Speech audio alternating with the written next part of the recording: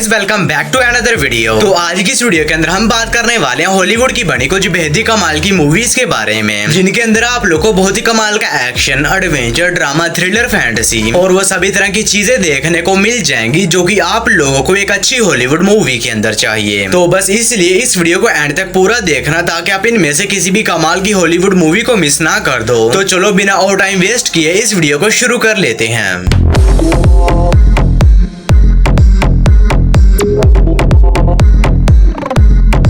Number 7 पर आती है जायंट फिश। ये मूवी रिलीज हुई है साल 2020 में। ये एक एक्शन एडवेंचर मूवी है और इस मूवी के अंदर हमें कहानी देखने को मिलती है जीहो नाम की एक लड़की की, जो कि अपने फादर के साथ एक बीच के किनारे पर रहती है। लेकिन इसी बीच जीहो के फादर कुछ बहुत ही खतरनाक लोगों से पंगा ले लेते हैं, जिसके बाद वो लोग जीहो के फादर को जान से मार देते हैं और अब वो लोग जीहो के भी पीछे पड़ जाते हैं इसे जान से मारने के लिए। लेकिन जीहो वहाँ से किसी तरह बच निकलती है और अभी एक नए शहर में जाकर एक नई जिंदगी जीना शुरू कर देती है। लेकिन इसी बीच कहानी में तब बात है जब वो खतरा लोग जीहो का पीछा करते करते उस शहर तक भी पहुंच जाते हैं। तो फिर इससे कहानी में जीहो के साथ क्या कुछ होने वाला है और किस तरह सभी लोगों का सामना करती है, यही सब कुछ जानने के लिए आपको इस एक्शन एडवेंचर मूवी को देखना पड़ेगा, जो कि हिंदी लैंग्वेज में प्राइम वीडियोस पर अवेलेबल है। मूवी को रेटिंग मिले है 5.2 आउट ऑफ 10 IMDb पर। नंबर 6 पर आती है the night come from us.